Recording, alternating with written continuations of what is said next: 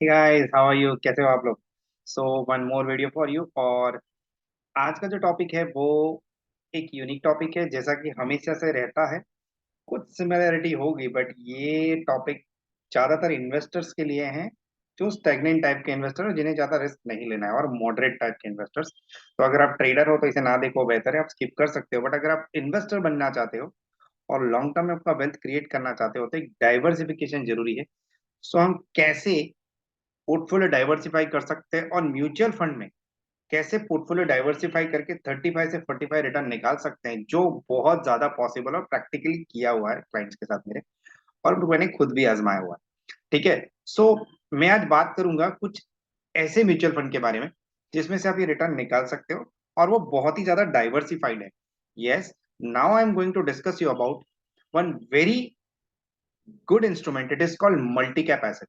और multi cap asset क्या होता है? मल्टी कैप एसेट का मतलब है, उसमें खुद ही लिखा हुआ है मल्टी कैप, मतलब मल्टीपल कैप का। अभी सीधा डेफिनेशन कैसे समझाऊं मैं आपको, कि मान लो कि आपका जो पैसा है वो हर टाइप के कैपिटल में इन्वेस्ट हो रहा है, हर टाइप के इंस्ट्रूमेंट में इन्वेस्ट हो रहा है। और दूसरी बात, आपका रिस्क डाइवर्सिफाइड हो रहा है।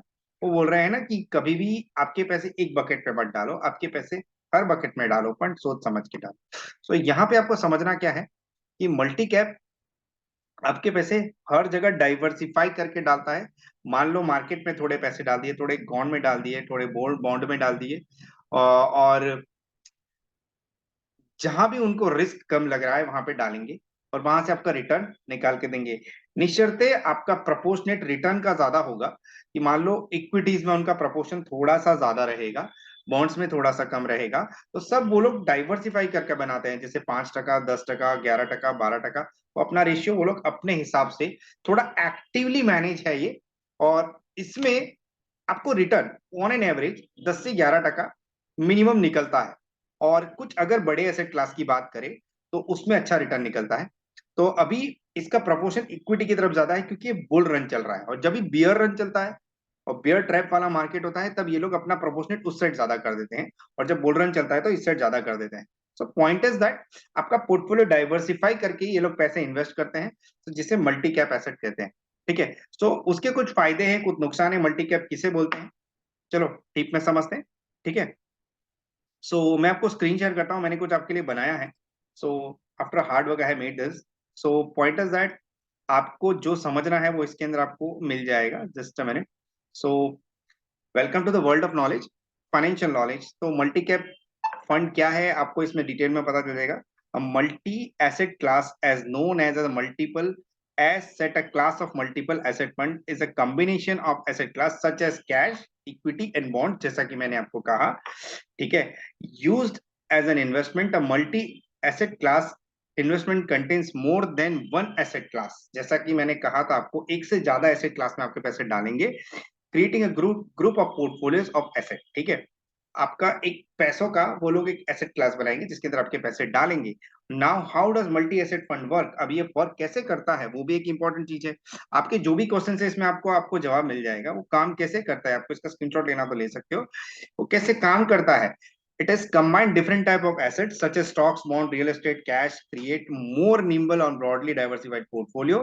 Fund managers make big picture decision to balance asset class to achieve particular instrument outcomes such as growth as income और risk minimization। मतलब आपका रिस्क कम करने का उनका एम रहता है, और आपका रिटर्न रेशियो बढ़ाने का उनका पर्पस रहता है। क्योंकि आपने पैसे ही इसी पर्पस से दिए हैं कि आप इनको एसेट क्लास में डाइवर्सिफाई करके पैसे डालो। जिनका भी दिमाग मॉडरेट है, जिनको रिस्क नहीं लेना है, उनके लिए मैं 110% बोलूंगा आप इसी में पैसे डालो। क्योंकि over a period of time capital of safety, और दूसरा डाइवर्सिफिकेशन, इसमें बहुत अच्छी तरीके से हो जाएगा। ठीक है। अभी दूसरा एक क्वेश्चन है, are multi asset fund safe?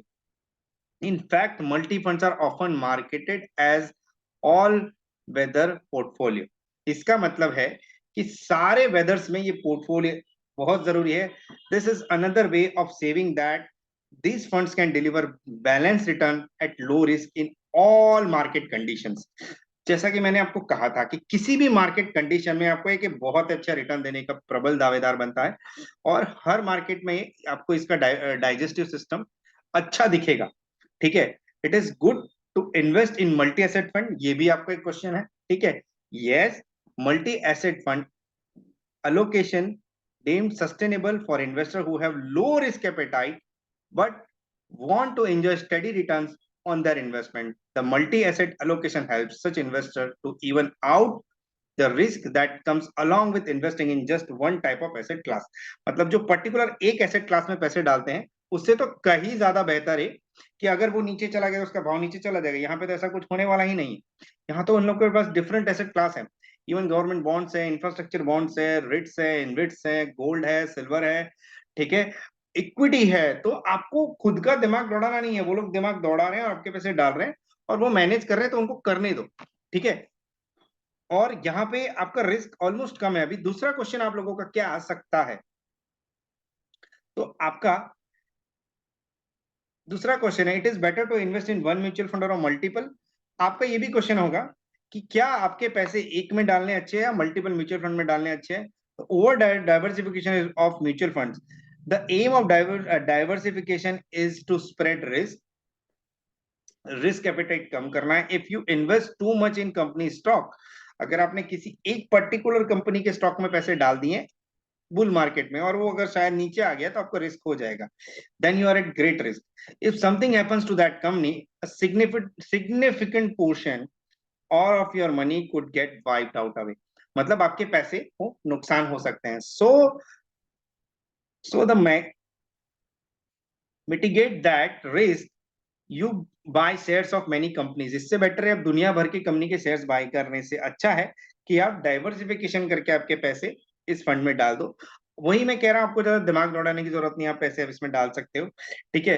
What do multi asset fund invest in, मतलब ये कहाँ कहाँ पैसे डालते हैं, तो वो मैंने आपको पहले भी डिस्क्राइब कर दिया। अगर आपको अभी समझ में नहीं आ रहा तो आप फिर से देख सकते हो। Multi allocation funds are hybrid funds, they must invest in minimum 10% at least three asset class, वो तीन एसेट क्लास में ज्यादा पैसे डालते हैं। These fund typically have combination of equity, share market जिसको इक्विटी कहते हैं, डेप मार्केट जिसको डेप इक्विटी मार्केट कहते हैं, और one or more asset class like gold, real estate, etc. जैसा कि मैंने आपको कहा था कि आपको रियल एस्टेट भी मिल गया, गोल्ड भी मिल गया, सिल्वर भी मिल गया, डेप इंस्ट्रूमेंट भी मिल गए और इक्विटी भी मिल गया, मतलब सारा प्रोपोर्शन इक्वली है, डाइवर्सिफाइड है, तो आपको उसमें ज्यादा टेंशन लेने की जरूरत नहीं है। अभी which is best multi asset fund, अभी आपके दिमाग में यह होगा इतना सारा डिस्क्राइब करने के बाद कि आपको कौन से मल्टी एसेट फंड में पैसे इन्वेस्ट करने चाहिए। मैंने कुछ रिसर्च करके चार निकाले हैं, इसमें से आप खुद देख लो कि आपको क्या बेहतर रखता है, उसके बाद आपका प्रपोर्शन आप खुद डिसाइड करना। तो one is Reliance Nippon mutual fund, ठीक है।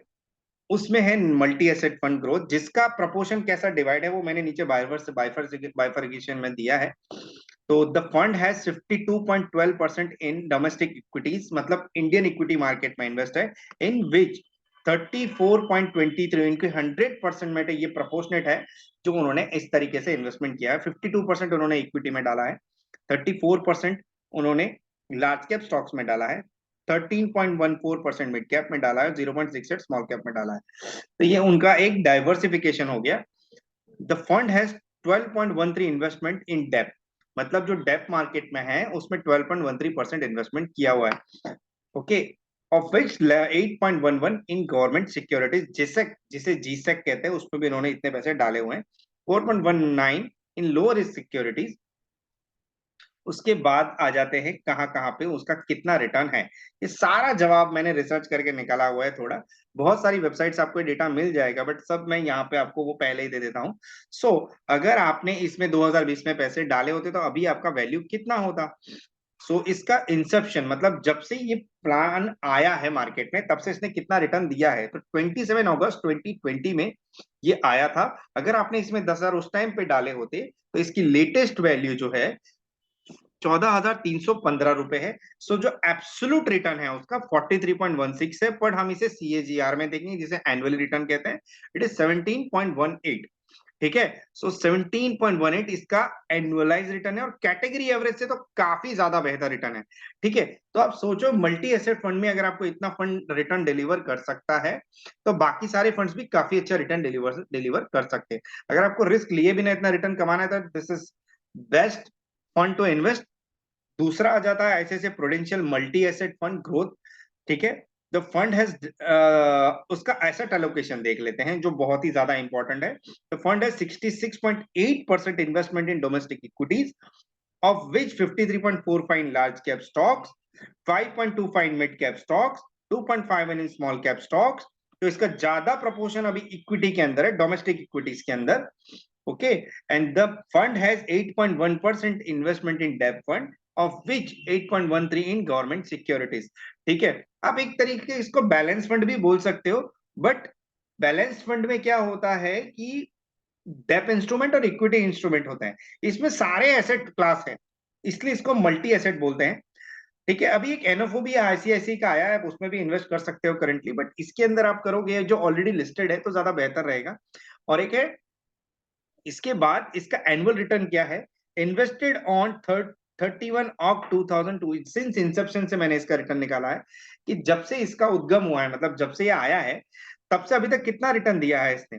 ठीक है, तो अगर हमने 10,000 डाले होते तो इसका वैल्यू, अब बाप रे बाप, अब इसका वैल्यू देखो, 482430.20, माई गॉड। अगर उस 2002 में अगर आपने पैसे डाले, लाजमी है कि उस टाइम की बात अलग थी, तो अभी उसकी वैल्यू को 4,82,430, मतलब absolute return in terms of देखने जाओ 4,724 टका एब्सोल्यूट रिटर्न। ठीक है, एब्सोल्यूट रिटर्न कभी भी आपको ज्यादा ही दिखेगा।